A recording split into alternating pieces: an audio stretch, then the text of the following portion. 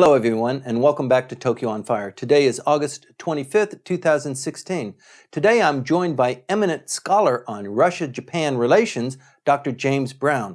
James Brown is Associate Professor at Temple University's Japan campus here in downtown Tokyo. Welcome, James. Thank you very much for having me on. It's great that you're here. There's so much going on between Japan and Russia. There are a lot of meetings going on. There's a lot of momentum being built for a potential meeting between the Prime Minister and Vladimir Putin, perhaps before the end of the year, maybe, in fact, twice.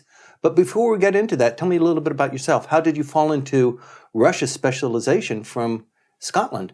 Yeah, so I'm from Edinburgh in Scotland, and my PhD was from the University of Aberdeen in Scotland, particularly focused on Russian foreign policy. After completing that, I came to Japan, so I've been here for about 5 years, and particularly focusing on still Russia, but also its relations with Japan.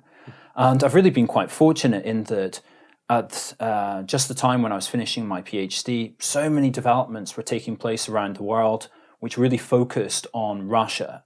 Now, we've had the developments in Ukraine, also Russia's involvement in Syria, and increasingly also Russia's becoming more and more involved in the Asia-Pacific.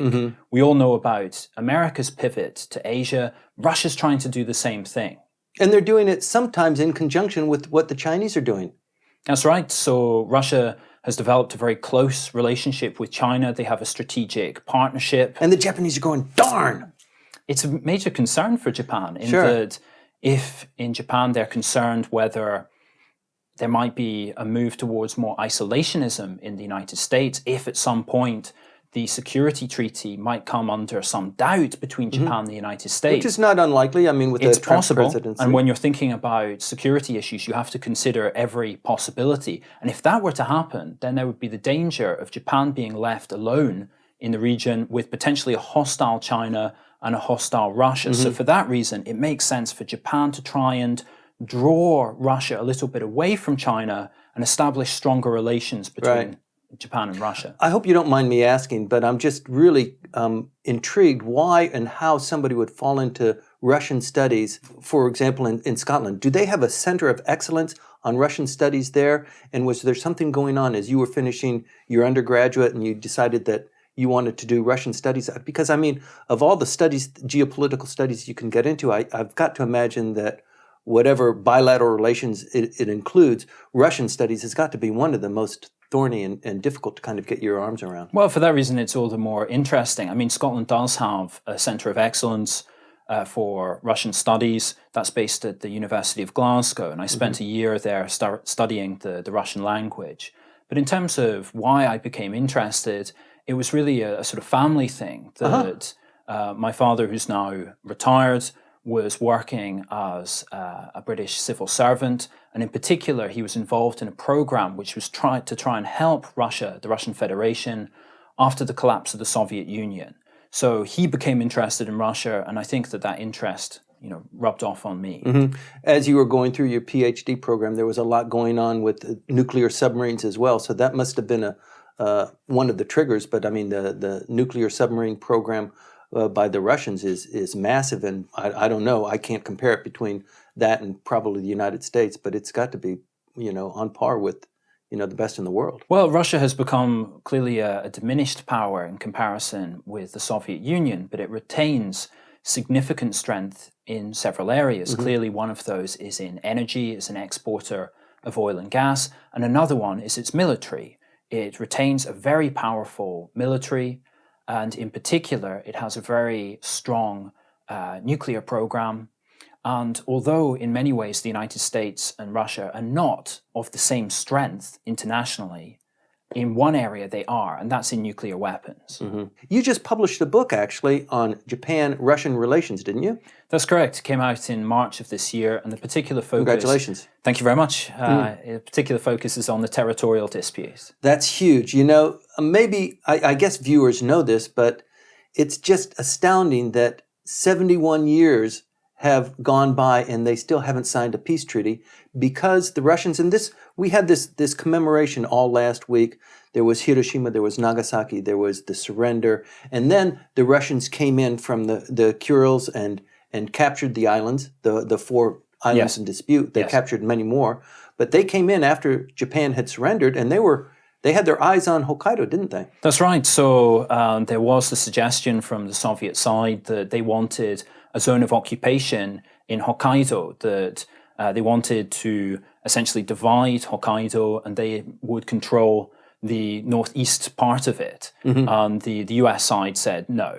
Oh, they wanted something like the Potsdam Declaration where Germany would be divided up, and what a disaster that was. Exactly. That in many ways, although Japan did lose those 4 islands that had been under their administration prior to the war, and which Japan considers their inherent territory, although they lost those, in some ways they were quite lucky not to lose more. Sure. They could have ended up in a situation comparable to Germany. Right. Well, isn't it a fact that General MacArthur actually threatened to use a third atomic bomb, which he didn't have, against the Soviets if they did intend to invade Hokkaido? Yeah, and clearly there is the argument that one of the main reasons for the United States using the atomic weapons was not to defeat Japan. It was rather as a very clear message to the Soviet Union. Really?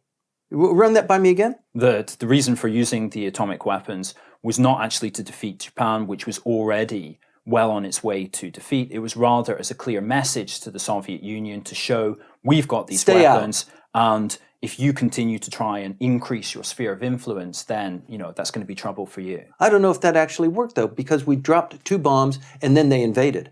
The first bomb was on the 6th of August. Right. After that, the Soviet Union declared war on Japan on the evening of the 8th of August.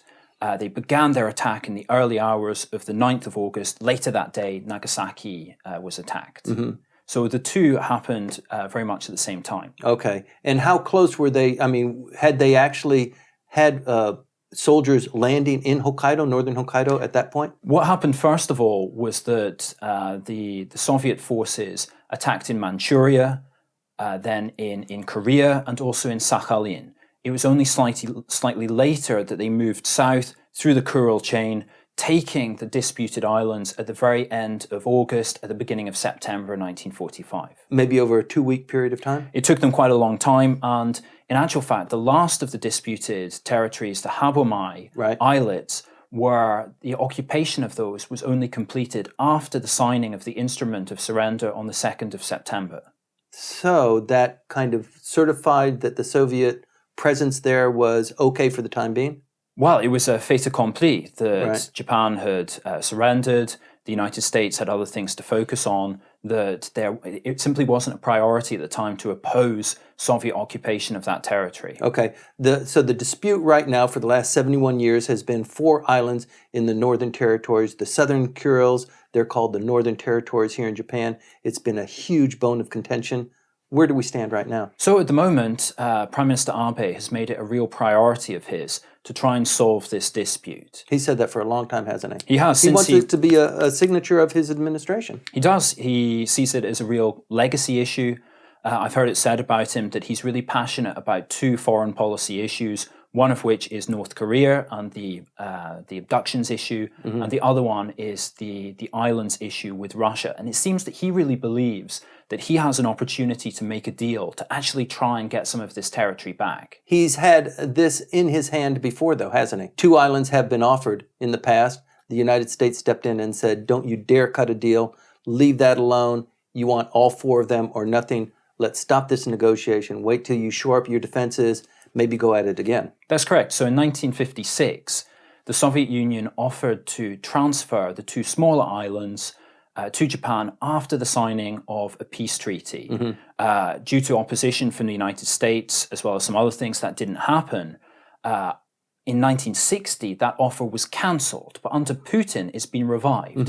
Putin has made it clear that if Japan were to accept just the 2 smaller islands after the signing of a peace treaty, Russia would be willing to do that. So if Japan wants to settle for just the 2 smaller islands, that offer is there. The issue is that for the Japanese population, that doesn't seem enough. Those 2 small islands only account for 7% of the total. 7% of the total of the 4. That's right. It doesn't seem like a... It doesn't seem like an equal We've waited division. long enough. It doesn't seem like an equal division. Exactly. And the economic development has just gone gangbusters up there. That's right. So during the 1990s, these islands were completely neglected. Life on them became absolutely bleak. There was a big movement of population from the islands to elsewhere in Russia.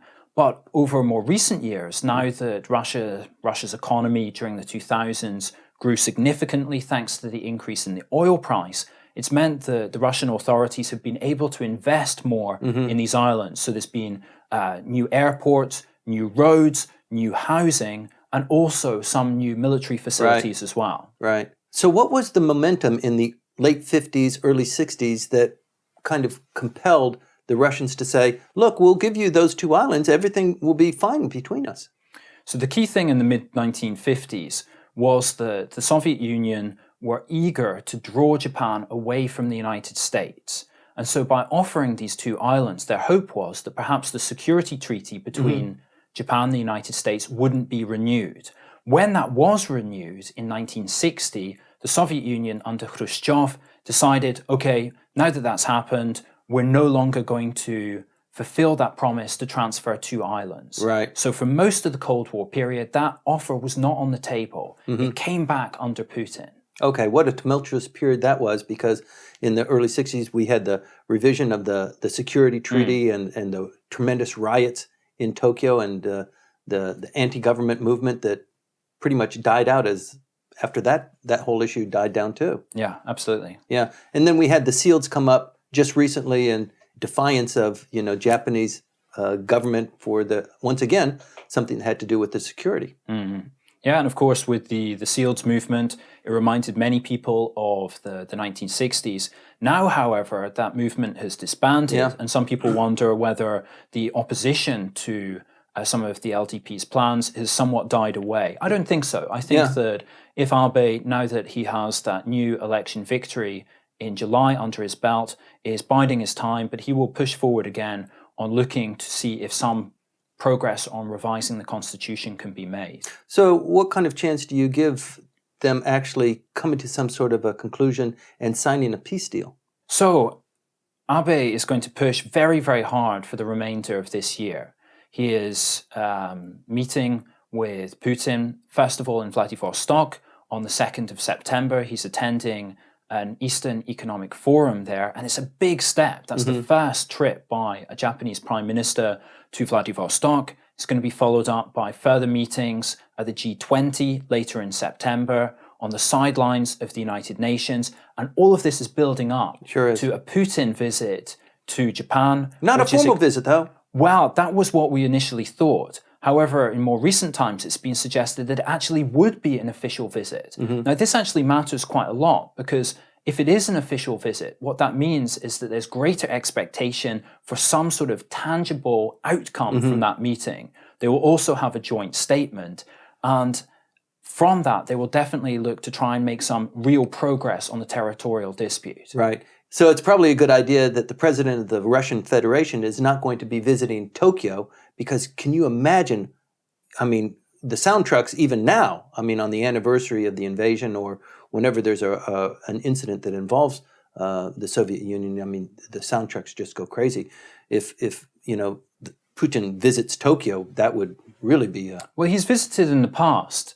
And so it is something which Abe is obviously considering, that Putin will be spending, it's expected, some time in Tokyo, although the main focus is on an expected visit that he would make to Yamaguchi. Yes. Now, Yamaguchi makes sense to me. Abe's home prefecture, and the idea is that they would hold talks in an informal setting. And on that occasion, Abe will be hoping to convince Putin, with whom he's been cultivating a close personal relationship, he would be hoping to convince him of the merits of a deal.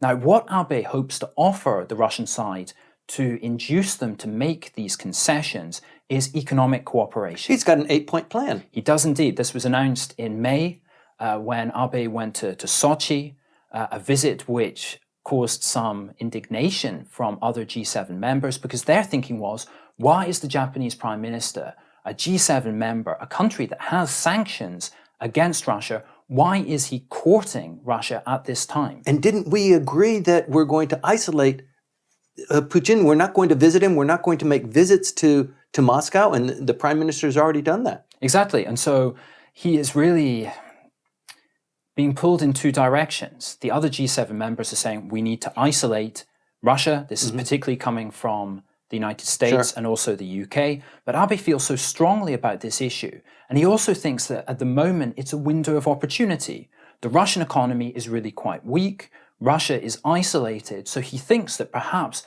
at this particular point, whilst Putin is still in power, maybe a deal is on offer. However, I think that is overly optimistic. He falls into this habit every once in a while of overpromising and underperforming. He still has to deal with the issue in the Crimea that Putin is absolutely going to ask for concessions from Japan. Let's do something about that so we can break this stalemate between the G7. I think there's a lot on the table. Yeah, and clearly the Russian side will be saying, look, if you want to do business, if you want concessions from us, well, the first thing you need to think about is dropping your sanctions. Right.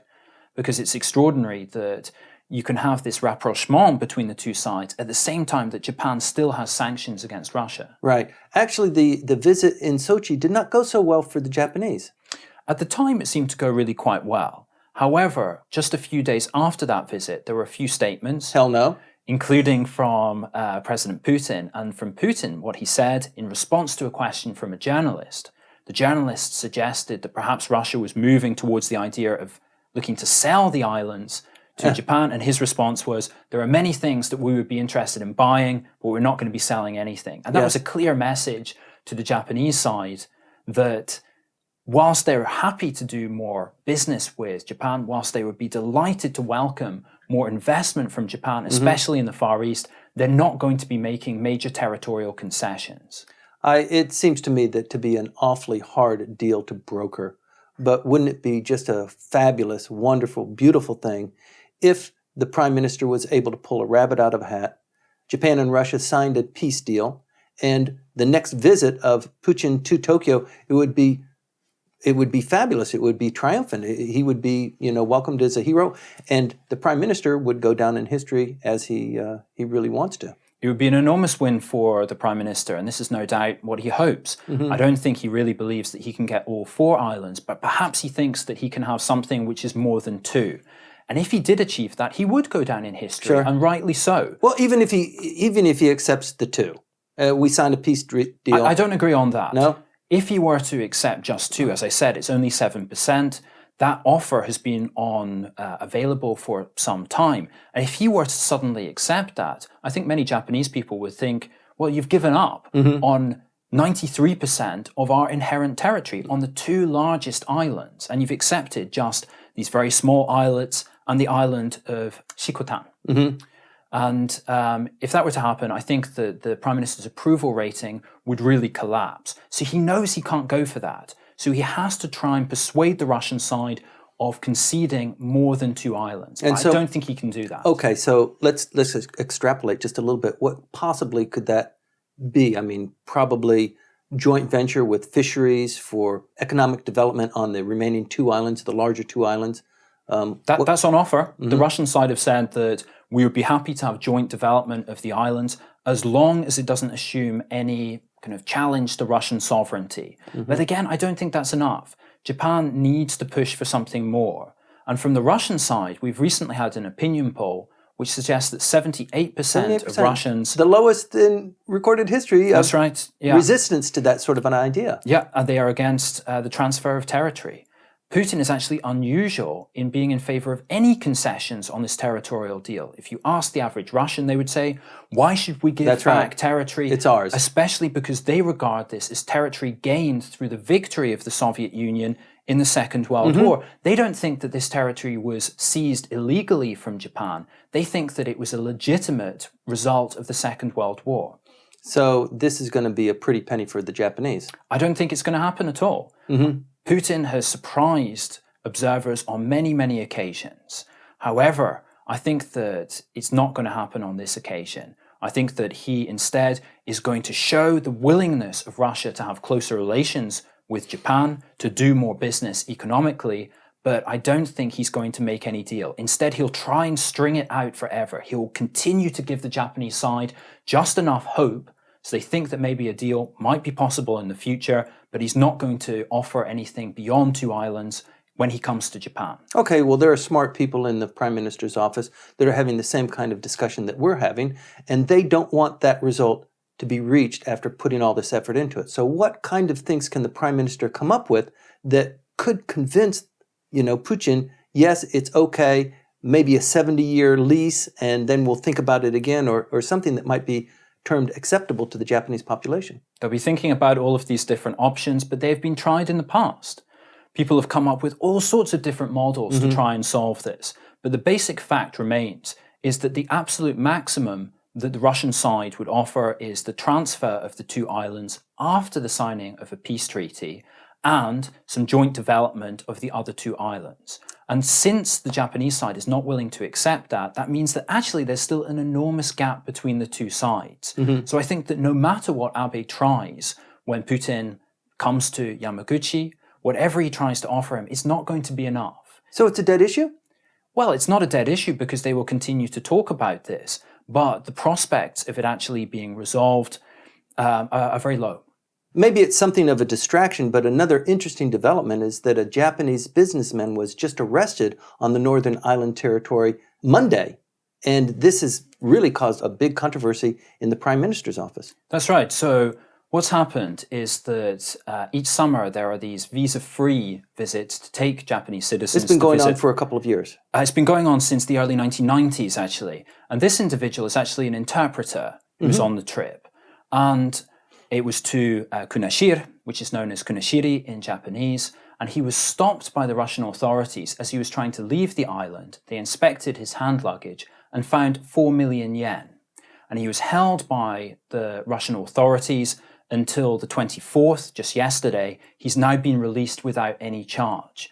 But this has caused a great deal of kind of dissatisfaction within Japan because Japan doesn't recognize Russian sovereignty over these islands. Right. So their position is that the Russian side shouldn't be arresting Japanese citizens on these islands. So he went over on a visa-free visit. There's apparently a ferry that goes from northern Hokkaido to this island on a regular basis, maybe weekly, monthly? During the summer, there are a number of these visits. Okay. And they carry just people? Do they carry material or cars? Mainly people. And the idea is that the former residents of these islands that were expelled after they had been taken by Russia, that they could then go and visit their homeland. Also, their relatives could go and visit graves. That's the reason why this program exists. Well, my gosh, I mean, after 70 years of complete exclusive Soviet occupation, the people who were born there or who might have lived there, they're well into their 80s or 90s. That's right. So a majority of them have, passed away. There are still a number of former residents who are still active and campaigning for the return of the islands. However, as you suggest, these are now very elderly individuals, and so it's mostly about their relatives being able to visit the islands, but also scientists, journalists, researchers. Well, if I was administering the islands and a visitor came with an empty suitcase and spent a couple of days and then was leaving with magically appearing 4 million yen that is not generated or maybe collected on that island, I would be curious. It would be worth a couple of sessions to me. Well, we don't know the full details of what has happened. The interpreter says that he was given a package, he didn't know what it contained, and that he had been told to take it and deliver it to someone in Japan. So clearly there's something a bit fishy going on here, and we don't know the full details. But what's important here from the political perspective is that there was a worry that this incident could create problems, tensions, just before Abe is expected to go to Vladivostok on the 2nd of September to meet with Putin. Right. So what they've done is they've resolved this issue as quickly as they can. He has been released. He's soon to return to Japan. And both sides, I think, hope that this issue will just go away and they'll be able to concentrate on their summit meeting on the 2nd of September. But what's the big deal, Dr. Brown? It's one individual. He's maybe a trader, not a trader, but a trader. He's facilitating trade between the two islands. The issue is that since Japan claims those islands, their position is that the Russian authorities shouldn't be involved in administering them. The Russian authorities shouldn't be taking kind of legal actions against Japanese citizens on that territory because the Japanese government's position is that this is Japanese territory. So their official position is that this is almost equivalent to the Russian authorities exercising sovereignty over a bit of Hokkaido or something. Well, welcome to the party. I mean, this has been in existence for 71 years. Exactly. So some of this anger is artificial. They feel that they have to express dissatisfaction, they have to protest about this, but they recognize that this is just the way things are. A Japanese national was detained in the Northern Territories. He was released today. A lot of controversy on to why he was there, what he was doing, and how this 4 million yen appeared. Please stay tuned. We'll see how this develops.